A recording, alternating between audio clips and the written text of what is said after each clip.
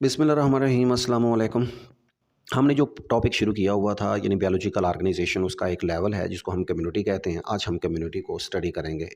देखिए, जब भी कोई नया लेवल बनता है कि आप बायोलॉजिकल ऑर्गेनाइजेशन में तो उसकी अपनी कैरेक्टरिस्टिक्स होती हैं। जिस तरह के आपने देखा कि इंडिविजुअल्स जब एक स्पीशीज़ के आपस में इकट्ठे रहते हैं तो वो एक पॉपुलेशन बनती है और पॉपुलेशन के अपने एट्रीब्यूट्स या उसकी कैरेक्टरिस्टिक्स थी।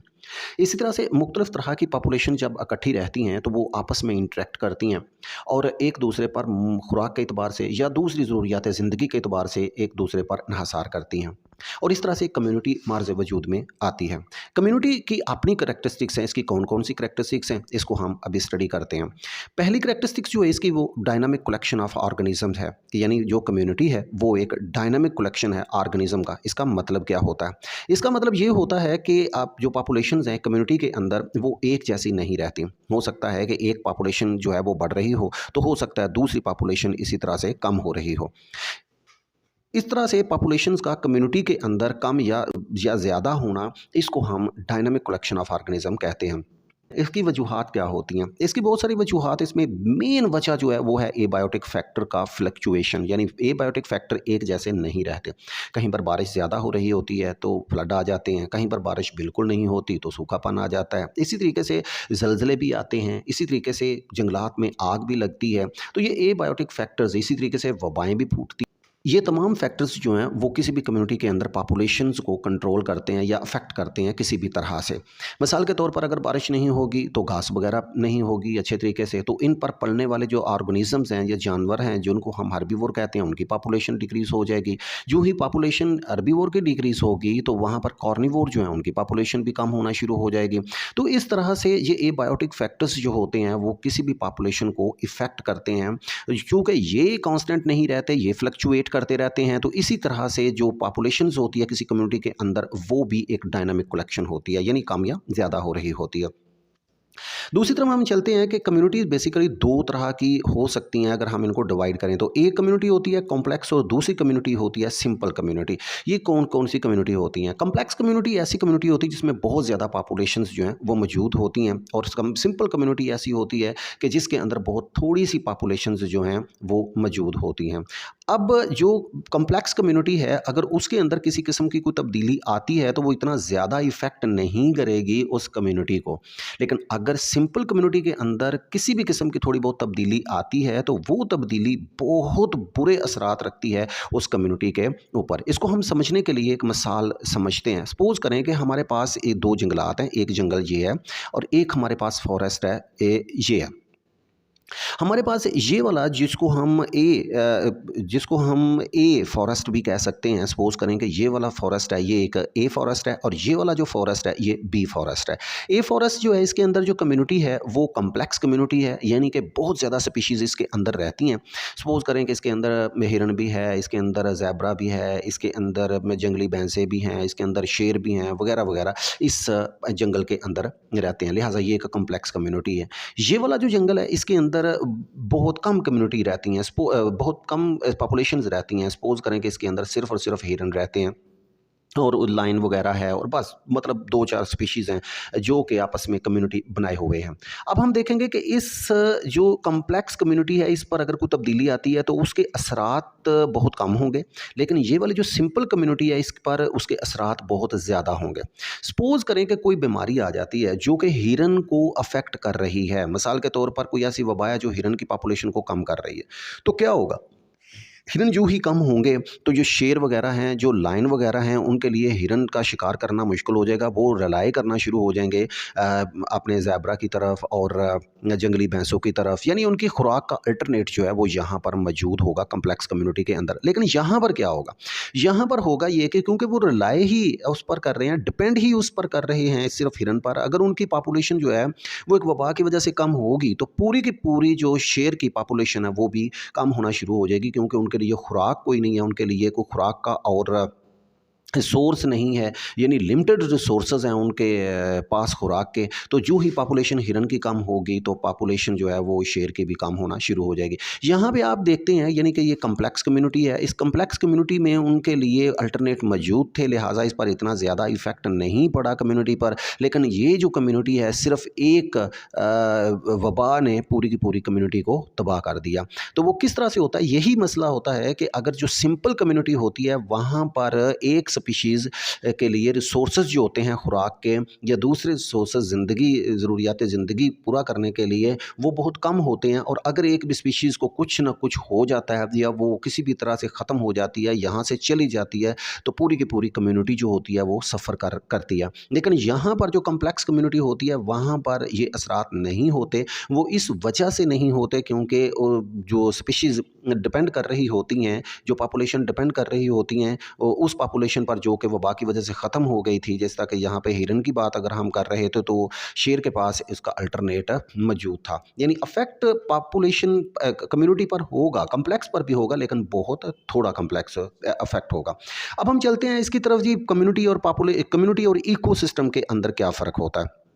देखिए, कम्युनिटी जो होती है, कम्युनिटी बेसिकली लिविंग पार्ट होता है किसी भी इकोसिस्टम का। उसके अंदर तमाम पॉपुलेशंस जो हैं वो शामिल होती हैं। उस पॉपुलेशन के अंदर डिकम्पोज़र हो सकते हैं, उसके अंदर जो प्लांट्स या प्रोड्यूसर हो सकते हैं, इसी तरीके से दूसरे एनिमल्स जो हैं वो भी हो सकते हैं। यानी कि तमाम वो पॉपुलेशंस, ऑर्गेनिज़म्स की पॉपुलेशंस जो इकट्ठी रहती हैं उसको हम कम्युनिटी कहते हैं।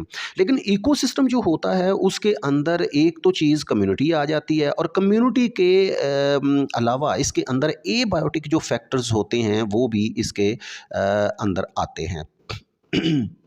एबायोटिक फैक्टर जैसे कि वाटर है, जैसा कि एयर है, ज़मीन वाटर है, एयर है, इसके अलावा सॉइल है, सनलाइट है, ये सारी चीज़ें जब आपस में मिलती हैं, यानी एक कम्युनिटी जो है वो एबायोटिक फैक्टर के साथ इंटरेक्ट करती है, तो तब इकोसिस्टम जो है वो मार्ज़ वजूद में आता है। अब हम चलते हैं जी, एक इकोसिस्टम के अंदर या एक कम्युनिटी के अंदर होने वाली इंटरेक्शंस कौन-कौन सी होती हैं। जब आपस में पॉपुलेशंस इकट्ठी रहती हैं तो वो अपनी ज़रूरियात ज़िंदगी को पूरा करने के लिए एक दूसरे पर इन्हिसार करती हैं और एक दूसरे के साथ इंटरेक्ट करती हैं। ये इंटरेक्शन किस किस तरह की हो सकती हैं, इन इंटरेक्शंस की तरफ हम चलते हैं। पहले हम देखते हैं जी प्रीडेशन, कि प्रीडेशन जो है वो एक इंटरेक्शन है जो कम्युनिटी के अंदर जो है वो पाया जाता है। प्रीडेशन होता क्या है? असल में प्रीडेशन एक ऐसा रिलेशनशिप है जिसमें एक प्रीडेटर जो है वो अपने प्री को खाता है, यानी प्रे को खाता है। प्रीडेटर जो है वो एक शिकारी को कहा जाता है, जो कि अपने शिकार को पकड़ता है, चीर-फाड़ करता है और खा जाता है, उसको हम प्रीडेटर कहते हैं। और वो स्पीशीज़ जो कि शिकार बनती है उसको प्रे कहा जाता है, और जो शिकार करती है उसको प्रीडेटर कहा जाता है। इसकी मिसाल मैं आप लोगों को पहले दे चुका हूँ कि एक शेर है वो एक प्रीडेटर है, और जब एक हिरन है वो एक प्रे है, और इनका जो आपस में रिलेशनशिप होता है इसको हम प्रीडेशन कहते हैं।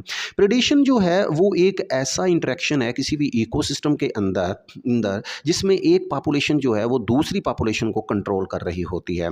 मिसाल के तौर पर अगर पॉपुलेशन जो है वो किसी भी वजह से हिरन की कम होना शुरू हो जाती है, तो जो शिकारी होंगे यानी जो हमारे शेर होंगे उनको ये खुराक कम होगी तो उनकी पॉपुलेशन भी डाउन होना शुरू हो जाएगी। फिर क्या होगा कि जो ही शिकारी की पॉपुलेशन कम होगी तो जो बचे हुए होंगे हिरन, उनको खाने वाले कम होंगे और उनको रिप्रोडक्शन का ज़्यादा मौके मिल जाएंगे, जिसकी वजह से उनकी पॉपुलेशन ऊपर जाना शुरू हो जाएगी। जब उनकी पॉपुलेशन ऊपर होगी तो जो हिरन होंगे, जो शेर होंगे, उनके लिए खुराक वाफर मकदार में मौजूद होगी, वो भी अच्छे तरीके से रिप्रोडक्शन करना शुरू कर देंगे और अब उनकी पॉपुलेशन ऊपर जाना शुरू हो जाएगी। यानी कहने का मकसद ये है कि इनकी पॉपुलेशन बिल्कुल इसी तरह होती है कि अगर एक की पॉपुलेशन ऊपर जा रही है तो दूसरी की पॉपुलेशन नीचे जा रही है, फिर इसी तरह की एक की पॉपुलेशन ऊपर जा रही है तो दूसरे की पॉपुलेशन नीचे जा रही है। यानी दोनों पॉपुलेशंस जो होती हैं वो एक दूसरे को कंट्रोल कर रही होती हैं, यानी एक की ऊपर जा रही है तो दूसरे की पॉपुलेशन ऐसे आएगी नीचे की तरफ, जब इसकी नीचे आएगी तो इसकी ऊपर जाना शुरू हो जाएगी। दोनों पॉपुलेशंस जो होती हैं वो एक दूसरे को कंट्रोल करती हैं। ये ऊपर नीचे तो होती रहती हैं लेकिन एक ख़ास लिमिट्स के अंदर ही इनकी पॉपुलेशंस रहती हैं, इस तरह करके। ये पापुल जो प्रीडेशन है ये बेसिकली कंट्रोल करता है पॉपुलेशंस को किसी भी इकोसिस्टम के अंदर। अब हम बात करते हैं पैरासाइटिज्म की। पैरासाइटिज्म एक ऐसा रिलेशनशिप होता है दो स्पीशीज़ के अंदर जिसमें एक पैरासाइट होता है, दूसरा होस्ट होता है। पैरासाइट वो होता है जो खुराक हासिल करता है दूसरे ऑर्गेनिज्म से और बदले में उसको नुकसान देता है। जिस तरह के यहाँ पर मैंने आप लोगों के लिए एक यहाँ मॉस्किटो बनाया हुआ है, ये एक पैरासाइट है। इसके बारे में मज़ीद बताने की ज़रूरत नहीं है, आप लोगों को बड़े अच्छे तरीके से इसका पता है। कंपटीशन क्या होता है? बेसिकली कंपटीशन जो है ना वो इंडिविजुअल के दरमियान में आता है अपनी ज़रूरियात ज़िंदगी को पूरा करने के लिए। किसी भी इकोसिस्टम के अंदर इंडिविजुअल्स जो हैं वो चाहे एक ही स्पीशीज़ के इंडिविजुअल के दरमियान भी ये कंपटीशन हो सकता है और मुख्तलिफ स्पीशीज़ के दरमियान भी कंपटीशन जो है वो हो सकता है। मिसाल के तौर पर अगर हम बात करें तो शेर हैं और उसके अलावा कोई और शिकारी है, मिसाल के तौर पर टाइगर है, तो इनके दरमियान जो इंटरेक्शन होगा इसको हम कहेंगे कि ये इंटरस्पेसिफिक कंपटीशन है। तो अगर एक ही स्पीशीज़ के इंडिविजुअल के दरमियान कंपटीशन होता है तो इसको हम इंट्रास्पेसिफिक कंपटीशन कहते हैं।